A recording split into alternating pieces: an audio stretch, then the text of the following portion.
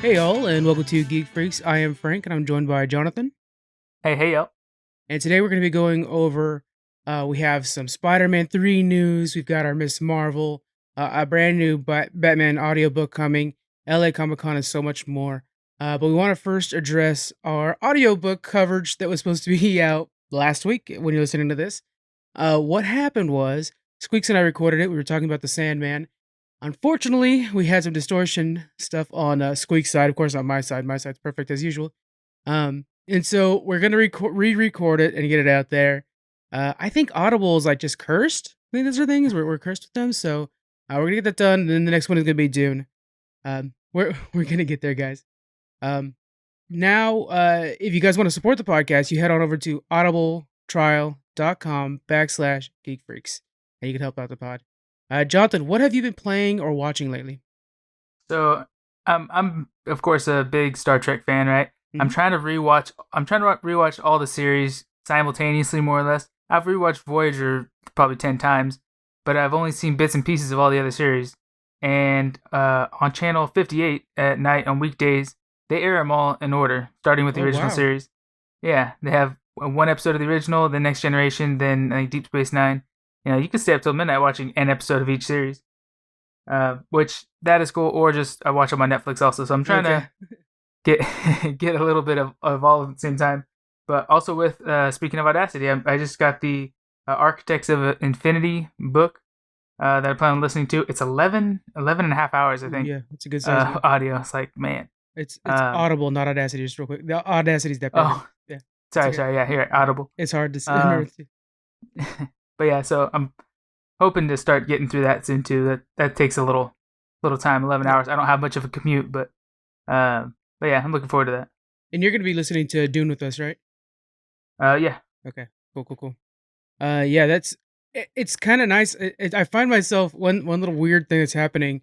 And I talked to Squeaks about this is I find myself reading less now because I'm like, I'll pick up a comic book, whatever, and I'm like, oh, I should be going through Sandman right now, and so I'm actually reading less because of audiobooks. I don't know if really that's supposed to happen, but currently it's happening for me.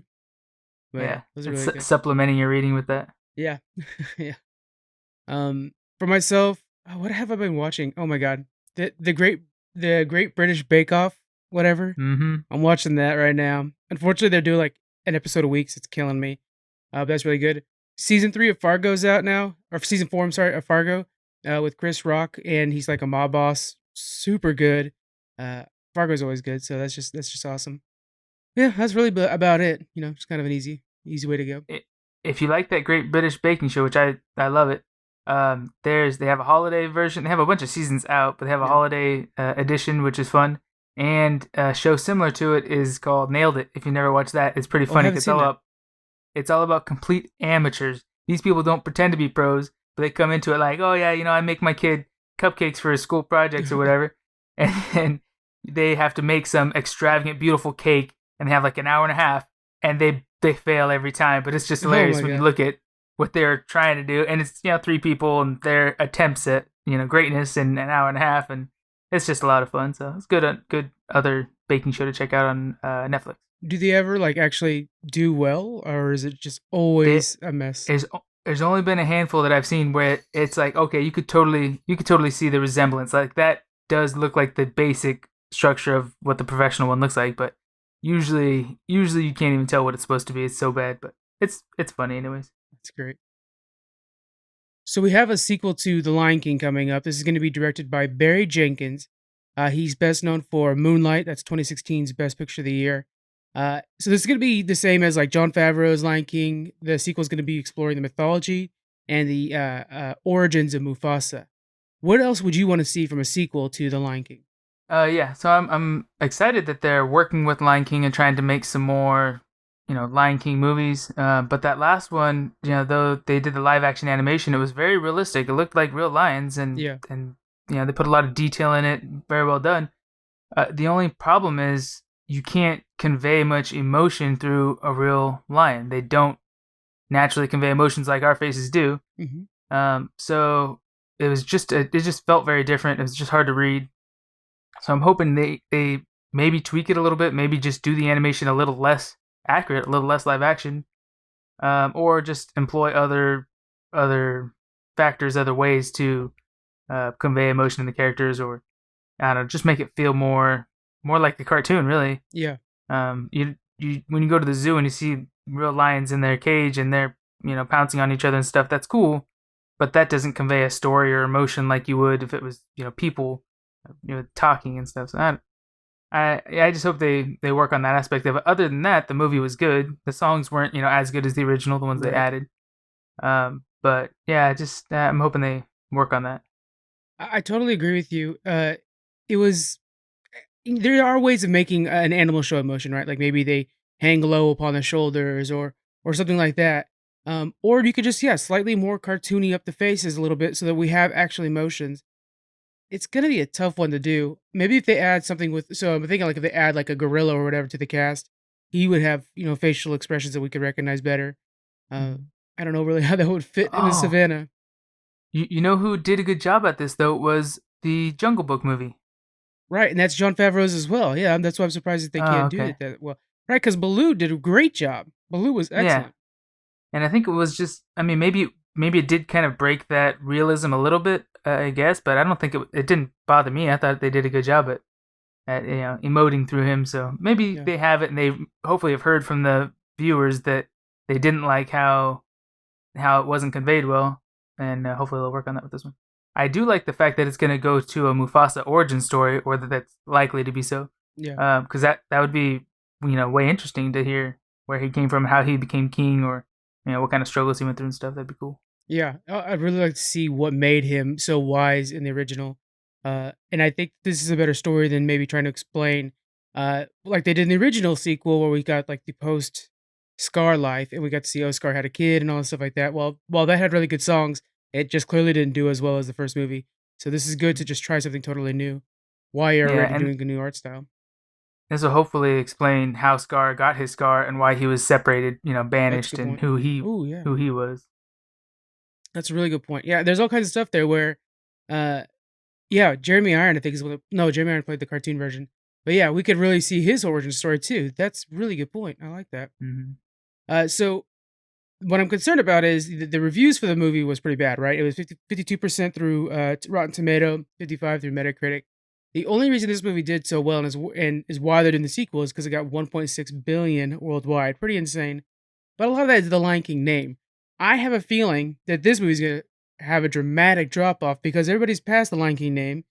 And okay, we've seen that, we've been there, done that, and now you're gonna do a sequel to this. I think you're gonna get like maybe 300 million. Probably still profitable, but I think it's gonna take a hit. Yeah, I agree. I think that nostalgia, that name, it's lost its power with this Mhm. last movie. So they're coming out from ground zero. And if it's going to be a better story and better animation and all that, they need to put all that in the marketing and actually push it, and don't just expect you're going to coast on the name. Exactly, exactly. Next we have Aman Vellani, cast as our Miss Marvel. So Aman Vellani, she'll be playing Kamala Khan in the new upcoming Disney Plus series that's going to be focused around Miss Marvel. It's going to be her origin story and will most likely be added to the MCU. Actually, you know what? This is canon with the MCU. So when they do eventually bring in uh, uh, Miss Marvel into the MCU, it'll be her. The series is in very early development, but they have said that they wanted to make sure that the cast member matched the comic books as much as possible, even if it meant a new talent. And that's exactly what we're getting with Amon.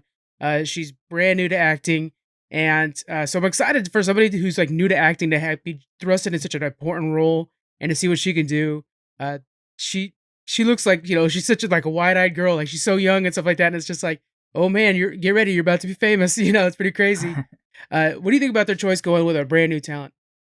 I think that's pretty smart. It sounds like something that the fans would have asked for anyways. You don't want to go from reading a comic of a character you love to a movie where they look totally different. So, Yeah, and Disney has the money; they can hire the coaches, whoever they need, to help her, develop as an actress. So I think that's a good idea. As long as she's in the field and interested in becoming an actress, and obviously looks the role, then I think they can, help build her up and turn her into the person they need her to be. So yeah. I think that's awesome. Yeah, and then we're seeing too, Kamala Khan has always been a really, cool character, but then she was also the main character in the new Marvel's Avengers game. and all of a sudden she's on everybody's mind. She was so fun to play there, had a really good personality, and now they're like, okay, we need to make sure that we nail this because she's hot right now. She's real big, uh, and I think they're getting. I don't know how old Iman is, but she looks like she's around 8 to 10, like real young. And Kamala Khan's usually around 15, but I think they're thinking like with development slowed down because of COVID and just natural development times, she's gonna be about the right age when she's hitting the MCU movies. You know what I'm saying? So I think they're in for the long haul on this one. I think that's why they went with Spider-Man younger too, so they could use Spider-Man for a long time. They've kind of learned their lessons. Um, Yeah, and it's great when you get a young actor or actress at that age because they start the first couple of movies or begin the show, as a kid, and then mhm. they naturally age into adulthood through the series. So it helps with evolving the character with character development, Yes, through the character's age too. you're exactly right. Yeah, yeah. It'll be cool. We're gonna have him on around for a long time. I mean, that's what we're seeing here. So that's gonna be really neat to have somebody that we could trust for a long time. Tony Stark, or a really good. Okay, here's a good example. Hugh Jackman. I mean, we had him for a long time, sure, but it sucks that he's basically not gonna play Wolverine anymore because of age, and we don't want to see that again. Just cast a little younger now so that we can have him for a long time.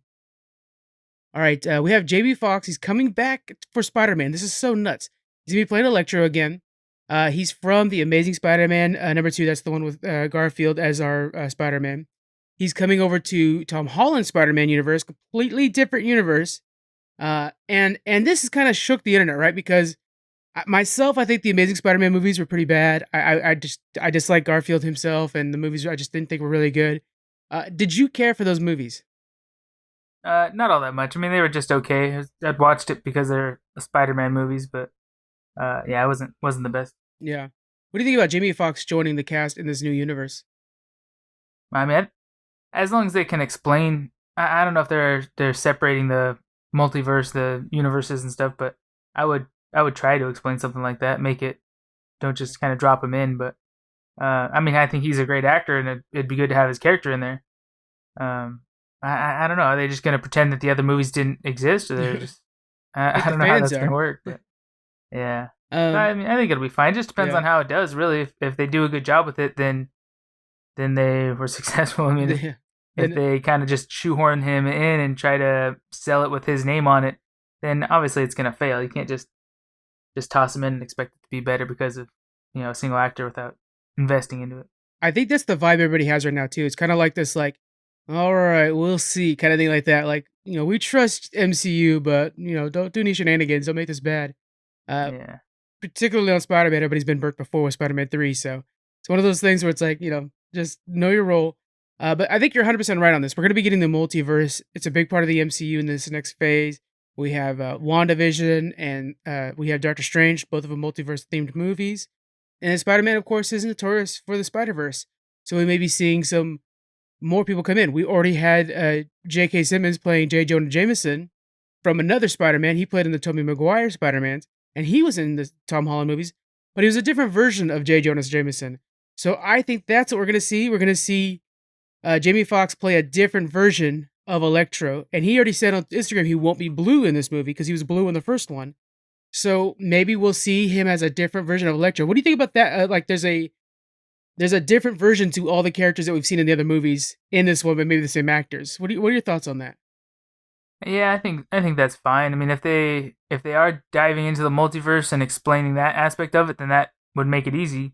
It'd be a little unsettling if they didn't, and they're just like, oh, it's the same actor playing the same character, but he's a different color.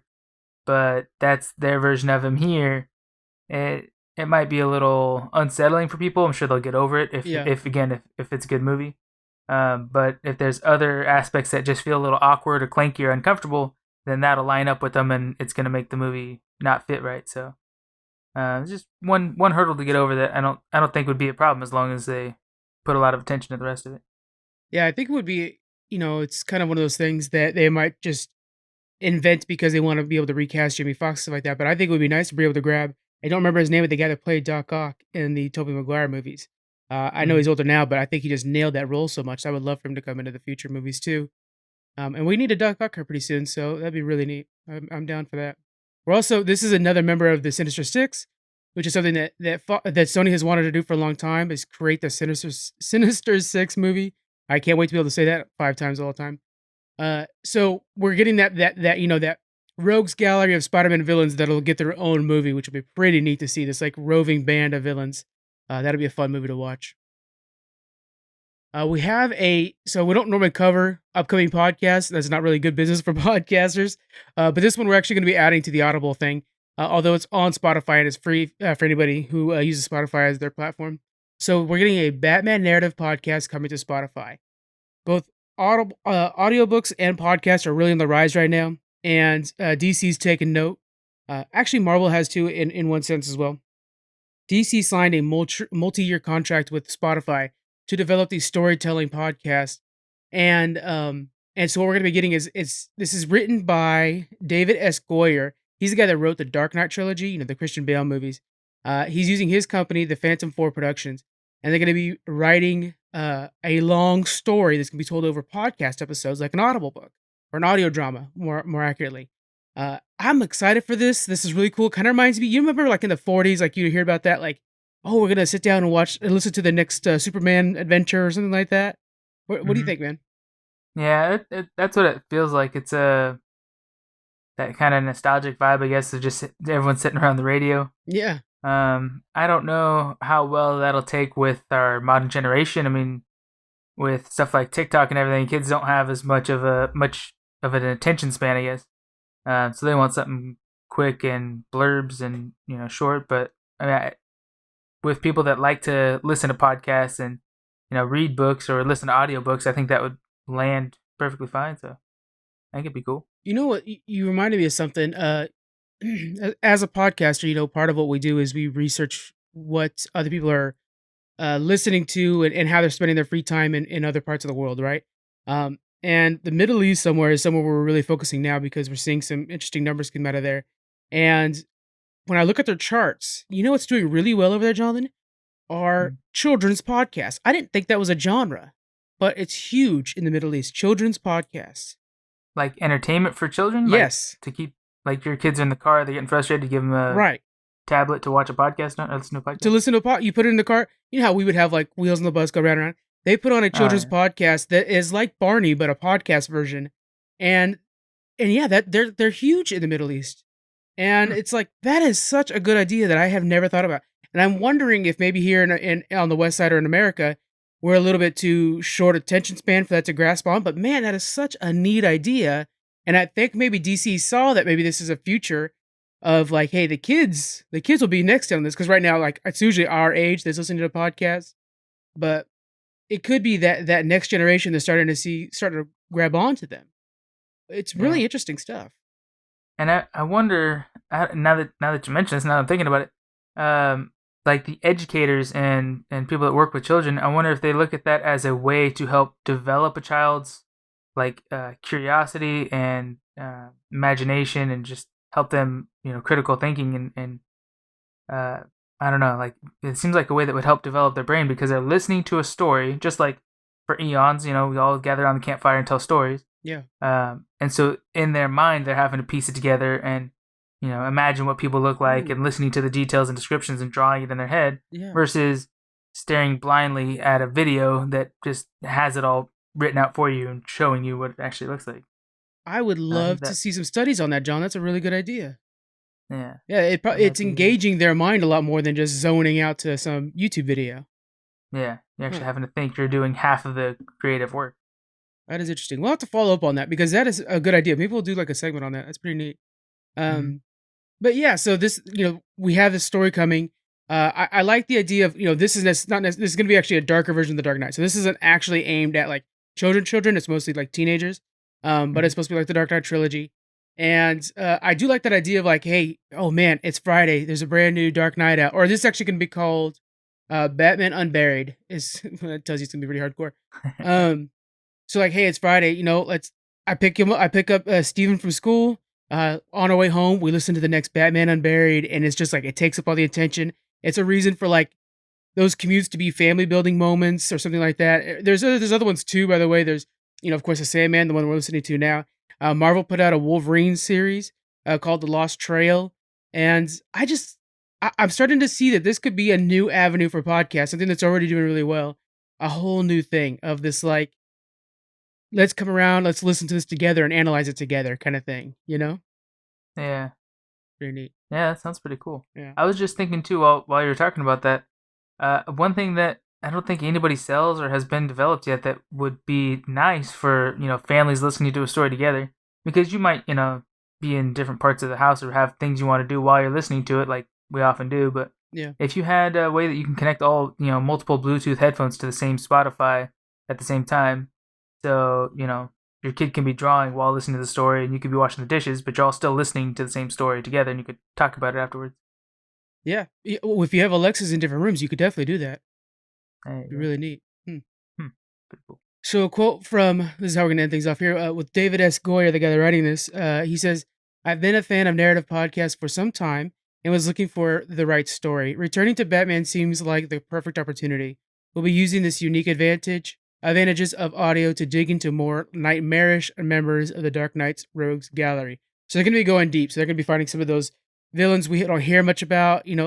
Like that's like Doc Croc needs to be in more of these things and stuff like that. Really interesting characters that are not necessarily Joker, So let's get those out there more. Joker's been kind of oversaturated right now. They got so many Joker comics going on. Let's go a little deeper. Batman has the best villains in comic books. Let's use them all. That's pretty cool. Next up, we have the LA Comic Con is moving forward with a physical event. So this is the Los Angeles Comic Con, and in December they're going to have an actual in-person convention. Okay, we know that most conventions have been shut down due to they've been all digital, due to COVID. And LA Comic Con says, no worries, we're going to play it safe. They're going to be, their floor map is kind of spread out. They have the booths farther than normal. They're reducing how many people can actually come in. And they're offering a digital version of the convention where it shows all the panels. Online, you just pay for that digital version. It still worries me because in 2017, every year, this convention's been growing, right? And so in 2016, I think it was like 71,000. And in 2017, it was over 100,000 visitors, and they didn't count past that. After 100,000, they just stopped. So who knows how big it was in 2017. So even reducing the numbers, I still think you're going to have a lot of people coming to the convention to kind of hang out and mill around outside of it, and could become a trouble area. LA has had more issues than other cities. Yeah, sadly, I mean, I love conventions. I'd love to go to this one, but I think right now we're still just not at the point where we can safely say we have it down. There's a lot of things people are doing to mitigate and to fight against the virus, and you can go to some stores now. A lot of stores are open where they only allow a certain amount of customers and hand sanitizer. Everyone has masks and stuff, and that's great when you have a store with 20 or 30 people. But if you have a convention with 100 plus thousand people, even if you try to restrict that, like you're saying, they're going to gather to try to get in. Right. Yeah, I don't know. Even when those people come in, how do you do that? How do you keep such a massive quantity, even if it's only 10,000 people that are there? I mean, everybody uses the bathrooms. What, Right. what do you do to keep that? So Yeah. I don't know. It would be really nice to have it, but I think the consequences are going to outweigh the benefits if people start spreading and we want to get back to be able to have all conventions open throughout the year, Definitely. not one trying to here or there, and then they put us all back on lockdown. So I don't think once we have a vaccine or we're able to open stores, across the board, then that's great. I want to go to all the conventions we can, but until then, I think them trying to force it is just too early. Too early. Yeah. Yeah, I think that's the deadline, right? When vaccines are widely available for everybody. Because there's a chance we'll have vaccines in December, but will we have them for everybody? There's no way. They're just not going to make enough.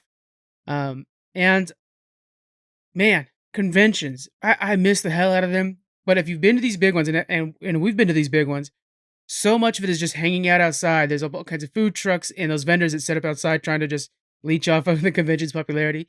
Um, there's a huge mass of people that usually hang out on the outside of these things.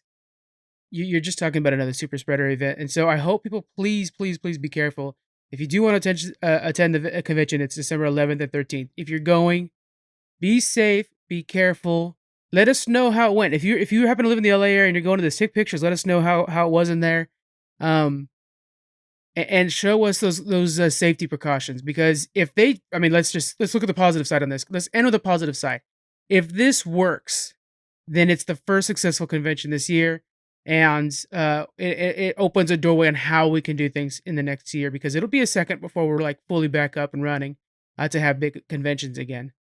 So let's hope they do things right, and yeah, we'll see how it goes. We'll see how it goes. We have Cyberpunk 2077. They announced that they're going to be having to uh, employ crunch. Okay, crunch. Let me kind of explain what that is for those of you guys who aren't familiar. Crunch is what they call mandatory, additional work hours. Uh, it's kind of this thing that's in the industry has been really big, and it's one of those things where I'm kind of on the fence of because I'm sure you and myself too, especially in the past. There are times where it's like, hey, you just got to come in on a Saturday because it's something crazy. This in the gaming industry though has been taken advantage of. There has been times Red Dead Redemption 2 seems to be everybody's best example when for months on end people are working these 10-hour, 12-hour days. They're coming in on the weekends. The reason they're doing this is to finish the development of a game by an announced release date. The reason they have these certain release dates is because a game or a company needs to be performing well on each quarter, especially if you're a big company like EA or Activision or something like that, Ubisoft. So we kind of have these situations where like it's a big rush to get it done in time, right? Well, the industry's been kind of turning its back on that, and everybody's like, "Well, look, we need to reduce crunch. If you have to delay the game, so be it. It's important that the employees have normal work hours, so it doesn't affect their mental health and the strain on their home lives." So before we get into Cyberpunk and why they're having to do this, what are your thoughts on crunch in general, Jonathan? Because it's so hard sometimes. Like I was saying before, overtime is overtime. So it's kind of weird. What are your thoughts on this? Yeah, so first off, a big factor is whether or not this was fully disclosed when the employees were hired. Right. If they said, like at my work, they say, hey, every month there's going to be a weekend you have to work, or a 2 day period you have to work 12-hour days. That's normal. Okay, and you take the job or you don't based on that. So if these guys knew about crunch and were explained how it works when they got hired on, then that's fine. They agreed to that, and if they don't like it, it's the job they applied for, and they can leave. But if this is something that's being added and it's unexpected and it's mandatory, then that's totally not okay. If it's being added and it's unexpected, but it's optional and you want the overtime, so you Right. take it every time it's an option. And you know what? I don't want the overtime. I got kids and a wife, and I just don't have a way to pick my kids up from school. I have to go on time. Then no worries, you don't have it. So I think there's two ways you could do it: either completely disclose it when you're hiring employees, or make the overtime optional. And if you have to hire additional employees to fill the roster, then you do. And then when times get tough, people are getting hour cuts a little bit. But I wouldn't make it mandatory for people that didn't know about it and are having a hard time with it or can't do it. Yeah, that's the hard part too. Is it's not necessarily something that's like, hey, every Saturday we're doing this. It's something that like, oh, we're getting a little close to this. The publishers, because you have the developers that are sitting there making the game, and then oftentimes you have the publisher that's over even them saying like this game needs to be out by this day. So they're sitting there saying you need to get this game done in time, and they're putting that pressure and it rolls downhill. And unfortunately, the guys at the bottom of the hill are the ones that are like, okay, then we have to ramp up production somehow, and the only way they're doing that is by adding days. And it is unexpected, which is the worst part. You're right, because if there was a way to say like, hey, every Saturday it's this, or even better yet, what I think would really work well, like you're saying, is the voluntary crunch, where it's something where it's like, yeah, sweet overtime, I'm down for overtime, or the other guy's like, someone's got to pick up my kids, it's me. So there are other opportunities there. Let's see if that can happen someday. It would be really nice because clearly this has been abused by multiple companies, and Cyberpunk 2077 is the next one to kick in on this thing. So they have a game coming. The game is expected November 19th. CD Projekt Red went out there and released a statement. I'm going to read the statement here. Starting today, the entire studio is in overdrive. I take it upon myself to receive the full backlash from the decision. I know this is a direct opposition to what we've said about crunch. It's also in direct opposition to what I personally grew to believe a while back, that crunch should never be the answer. But we've extended all other possible means of navigating the situation. That's from Adam Badowski. He's the head over at CD Projekt Red. So it's one of those things where it's like they have to get it done. This is a statement that he released this week, and that follows last year. He had said in an interview with Kotaku that they would not use mandatory crunch. So it's kind of going back on his words. It's kind of their only option, but I think my solution, simply delay the game. They've already delayed the game a few times. Why not delay it one more time instead of forcing these people at this time to, work in extra hours. What are your thoughts on this, Jonathan? Yeah, I mean, I think it's the company's fault, and if well, I don't know why they're behind. Really, I mean, it's depends on the situation, on the details of it, but I wouldn't make it mandatory for these guys to work overtime. If Yeah. they have to set back the date, like you're saying, then so be it. And first off, offer up the overtime. If people will work it, if people will accept that push, then great. But if people are saying, "Hey, I can't work overtime," there needs to be some protections in there saying that they can either refuse it or they can't lose their job because of it. Because I'm sure Yes. they're feeling a lot of pressure that they have to work the overtime that's offered or mandatory. So yeah, I think that's a little rough, but there's ways around it. There's ways to make it work without it damaging the reputation of the company Hmm. and forcing employees to work unwanted overtime. Yeah. Yeah. Yeah. It's hard because it's one of those things where some guy up the chain, which this is we're talking about the up the chain right now, uh, makes this random date, and they're we're gonna stick with this date. It's okay if you guys have to push back. We're gonna be talking about World of Warcraft pushing back here in a bit, and it's like we're fine with that if it means that first off the game's gonna be better by it, which that's exactly what's happening here. The reason that it's taking so long to make this game is it's very ambitious. They're adding so much to the game. That's fine. We understand this game's gonna take a lot of work. Wait, make it successful. Because if you come out with a game that's so garbage, let's use Anthem as an example, so garbage that it flails and dies, then you don't have the money to pay for those guys that made the game to make the sequel.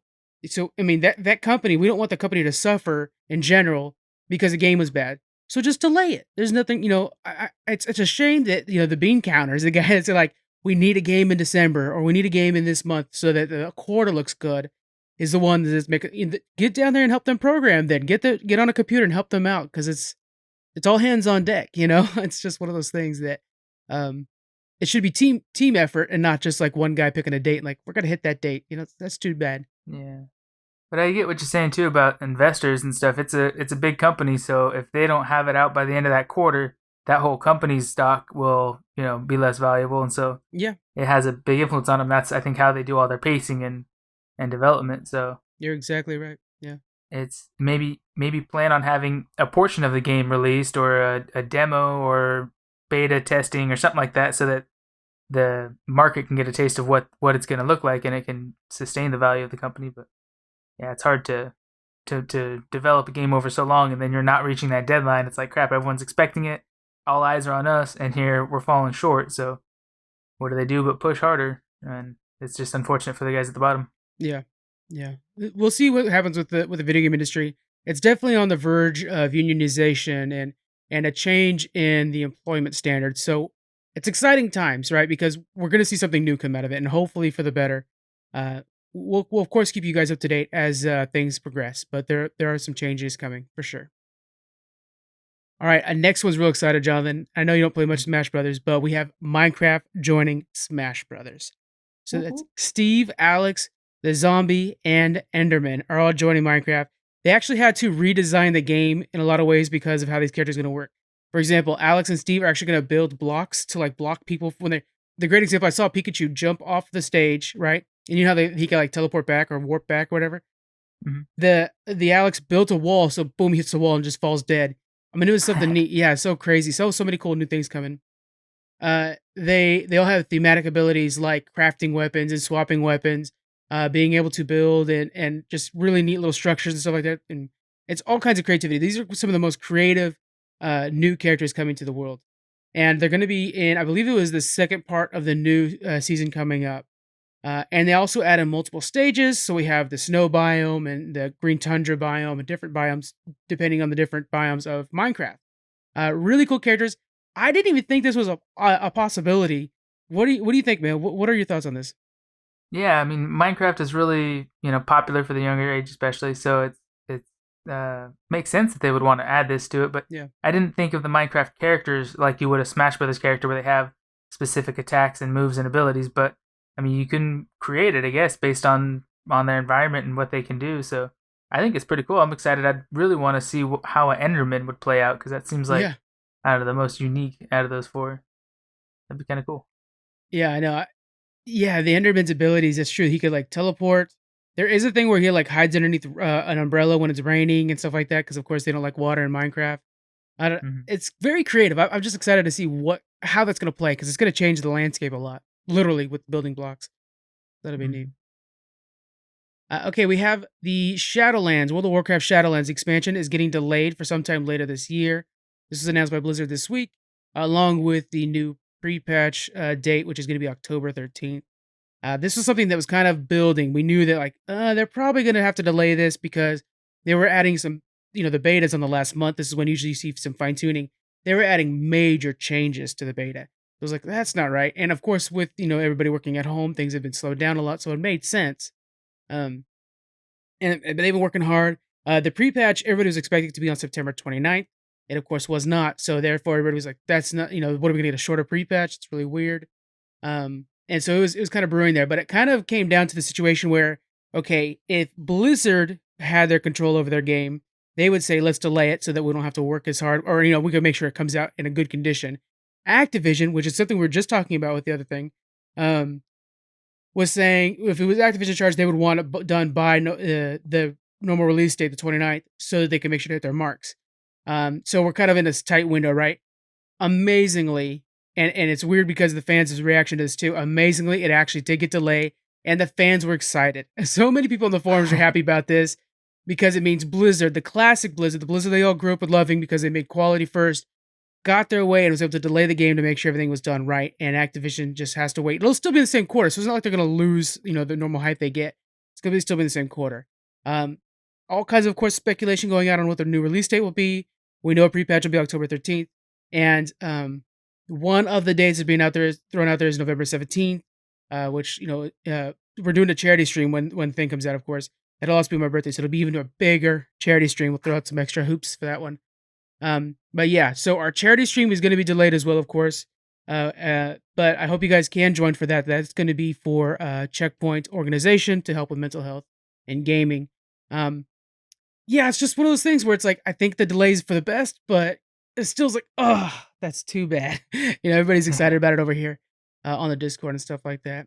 And That's John, great to hear, though, that the fans support the delay, that they're like, relieved that it got delayed instead of pushed out. Because we've seen that with Blizzard games before, with Mhm. Activision games before, is that they'll push out a patch or an update or something like that, and then it's garbage. It's like, dude, this isn't polished. You should have spent a little more time Yeah, fixing it. These things aren't good enough for what your gamers expect, but you released it anyways just because of money. So it's nice to see that they're taking the high road and actually gonna hold off and try to make it right before they release it.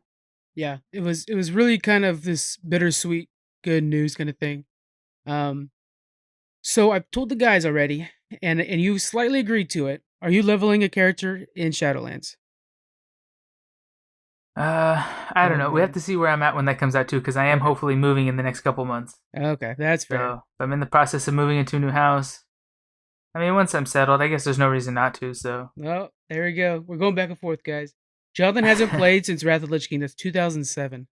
Hasn't played since 2007. So for him to come back and just for leveling, not for like the full experience, but just for leveling, it would be neat to say, but it would be an oddity. I told Daniel that, and he almost lost his top. Man, he was like, "What? No!" He just thought I was full of shit. But that would be a lot of fun. All right, we have some cheaters caught all over the place here. So we have Call of Duty bans 20,000 new cheaters. Activision and Infinity War, they threw out this ban hammer at the beginning of season 6. So that started on last Monday for you guys. And to launch it off, boom, 20,000 people are missing. They're primarily using a subscription service. I never knew about this thing called engine owning. For a monthly fee, it puts overlays over the screen so that you can see like behind this wall, you'll see like a red box. That means that somebody's behind that wall that you can shoot. It'll tell you when you're on target. It'll help you like where the head's at and stuff like that. Of course, they also offer just a classic aimbot, so it'll always hit the heads every time, no matter what. It'll just pull your trigger for you. And it'll also show a radar on the map of like, hey, this is where they're all at. Just classic asshole cheats, to be honest with you. This blew my mind. They also do Battlefield and Star Wars Battlefront. That this thing even exists.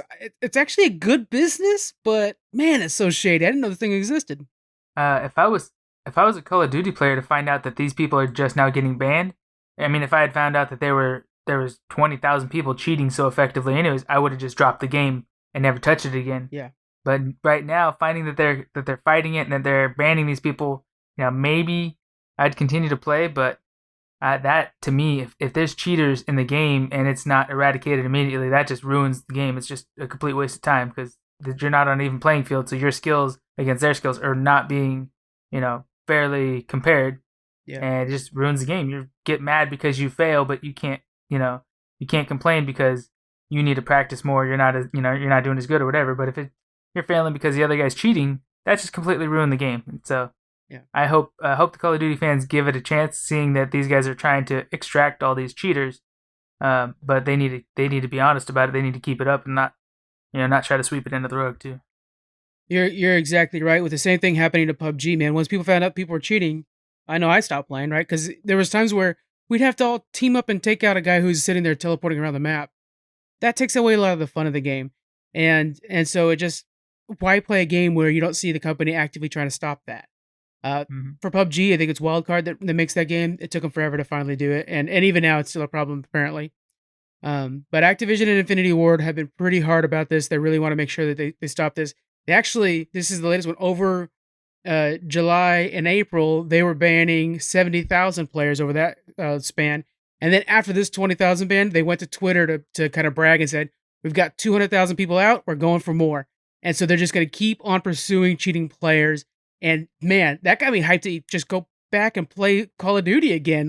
I just tried it for a bit and didn't care for it, but to see the company cares this much, it has the adverse effect of the cheaters thing you're talking about, to where I'm like, heck yeah, I'm in. Yeah, that's true. To boast about your own integrity in your game, of course, that's going to rally people to want to play it more too, because they know, if there are a couple cheaters, they're working on eradicating them. So this, should be a safe and even playing field. So I Yeah. think that's pretty smart on there, and really to push it and make it known by others, in the industry that, hey, we're not going to allow this.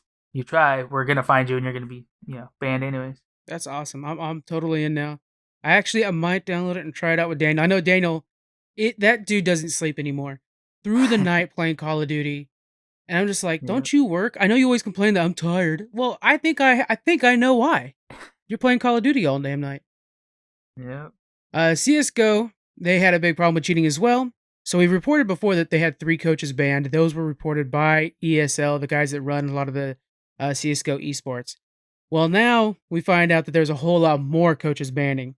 They're accused of using a bird's eye view to be able to see the entire map and know where the other team's location is. They then communicate to their team like, "Hey, Jerry's over here behind this wall," kind of thing. But then the Esports Integrity Commission, that ESIC, they investigated the situation. They investigated ESL and DreamHack tournaments, both the big guys in tournaments over the last few months, and they found that 37 coaches were using the same thing and cheating. So it kind of raises question of, what's up, ESL? You didn't find 37 coaches, you only found 3. Do you think they were kind of hiding it when they're just like, oh, we'll ban 3, so it looks like we're doing our job, but really we have a lot more. We're just going to slap them on the wrist? What are your thoughts? Yeah, I mean, I could totally see that happening. Even if they do go ahead and eradicate the 37, maybe they're just saying it's 3 so it doesn't look like such a big scandalous thing that was under their nose the whole time. Yeah. Or maybe they were allowing it, and if they dump the full 37 out, then people are going to start speaking up about how, well, they knew we were doing this the whole time, but they didn't say anything. Or yeah, there's probably a little bit of conspiracy going on in that, but at least they're getting rid of them now. It Right? just feels so shady to me. Yeah. Because of so many being kicked out because of ESIC, they had to create an entire new tier system to how they're going to do things. So we're going to break this down real quick. Tier 3, that's if you've cheated. Oh, you know what? I noticed it must be tier 4, actually. Sorry, misnumbered. Tier 4, if you've had less than 3 offenses, so if you've cheated less than 3 times, you get a 5 months ban. Then it's 3 to 5 cheats is 10 months, 6 to 7 cheats is 18 months, and then 8 or more cheats, you're gone for 36 months. You're out of the industry for 36 months. But they are giving leniencies if you guys come in and say like, look, we screwed up, we cheated, ding us ourselves, please, and they'll give you guys pretty good leniencies from my understanding. They're trying to keep things legit because this is again something we always revisit. What does it take for esports to become mainstream? There are pretty strict rules in the MLB and the NFL and stuff like that. You have to follow these rules. You're not going to like a game where people. That seems to be the theme of this podcast. If you know people are cheating, you're not going to like the rules. You're not going to like the sport. So, play fair. Yep. We're getting into our version of steroids in baseball. It's gotta become a known thing and then get locked down as a banned thing and can't be accepted in the industry. Yeah. Yeah. All right, we're going into our next segment here. This is going to be something we're going to do each month from now on.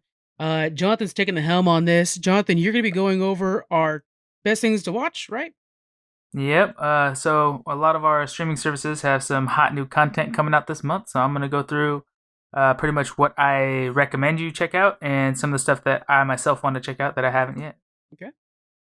All right. So on Netflix, we got a whole lot coming out on all of them, but the movie Her, if you guys haven't seen it, with Joaquin Phoenix, it's a little bit creepy. It is. But it's a pretty good movie. It's very interesting. At least gives you a good perspective. So that's a kind of cool movie you should check out. Enemy at the Gates, if you haven't seen it, I don't remember how long ago that came out. I was a kid, but that's a good movie. But what I want to watch on Netflix is Shit Creek or Schitt's Creek. Yeah, Schitt's Creek. You guys haven't seen that yet? And Batman: The Killing Joke. Mm-hmm. One thing I would recommend is don't waste your time watching The 100. It's on its 7th and final season. Just got released on Netflix. I watched the first 3 seasons, and the first one got me hyped. It was really interesting, and kind of I was hoping it would become something good. The second and third season were just a waste of time. So I would recommend not to waste your time on that one. My recommendation too, I'm going to add to you real quick, Jonathan, is the Fargo movie. For some reason, you guys haven't seen the Fargo movie, Coen Brothers classic. Please watch that. It's so good. Nice. Yeah. So on Hulu, we have you ever seen the Superstore, Frank? I have, but I've only seen the first few seasons. I really need to watch the rest of them because I hear only good things. Oh god, that show is hilarious. I don't know why it kind of is like The Office in like a grocery store or like a general store. That's perfect. But yeah, it's hilarious. So Superstore season 6 is out on Hulu. The movie Superbad, which is an amazing classic. Blade's a classic. And we were just talking briefly about the movie Fallen. I couldn't remember. I remember the name. It was such I remember it was a good movie, but then we started talking about how there's like that song, and the guy, when you touch somebody, you spread that it's like an evil spirit of that guy, the serial killer that died. Anyways, creepy but good movie, Fallen. If you haven't seen it, coming out on Hulu this month. Yeah, perfect.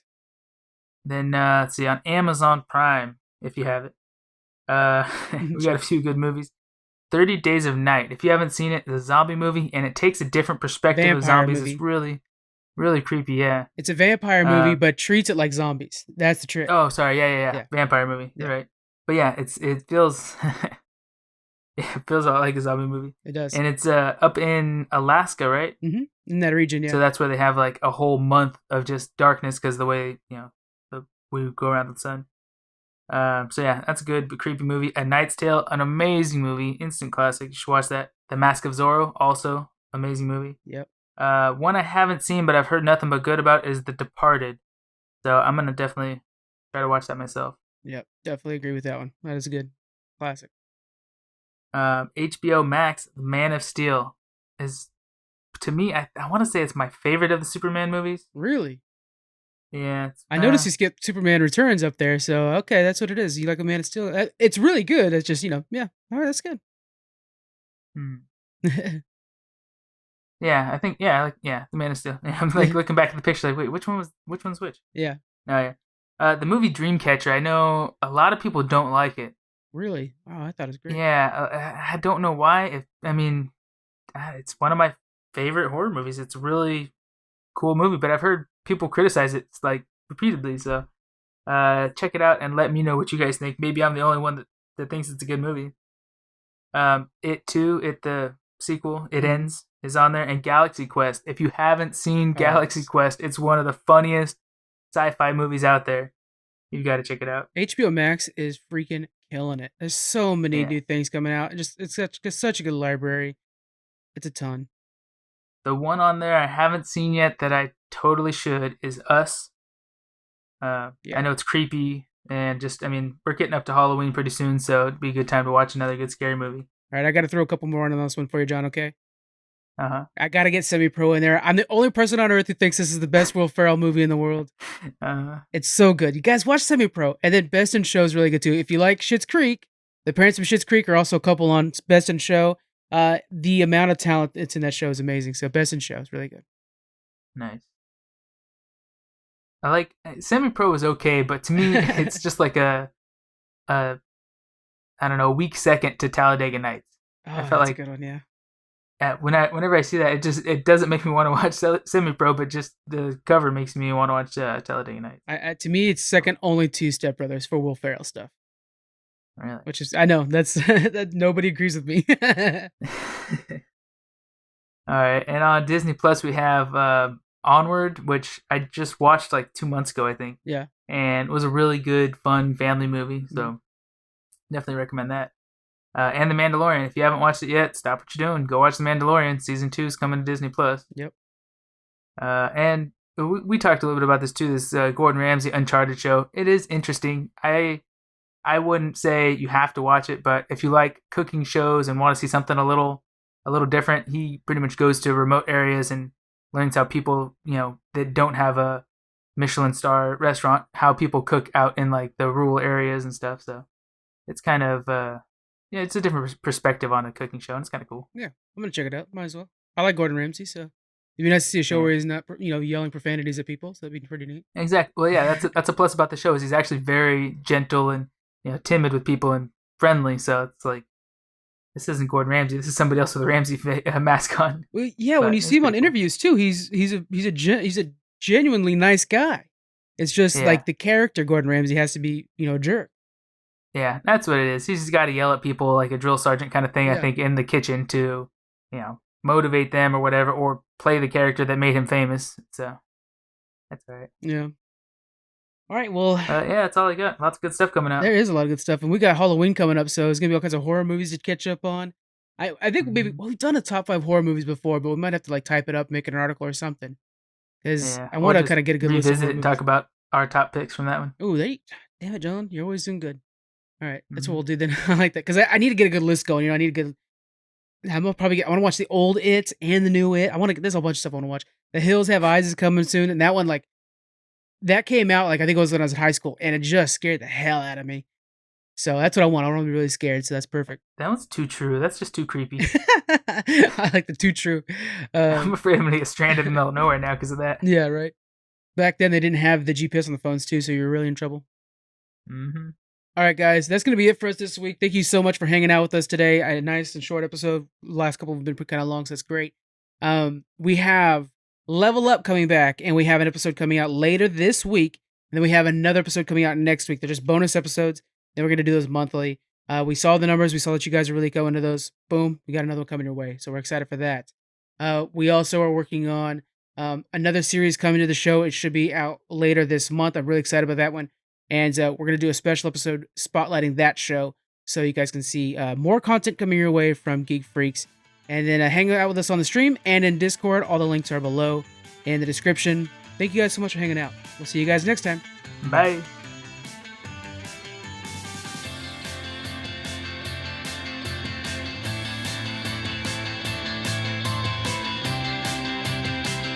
Thank you for joining us on the Geek Freaks podcast. You can find us on Twitter at Geek Freaks Pod. We're also on Facebook, Instagram. You can email us. We have our Patreon and a store. All those links are in the description. Thank you so much for joining us, and we'll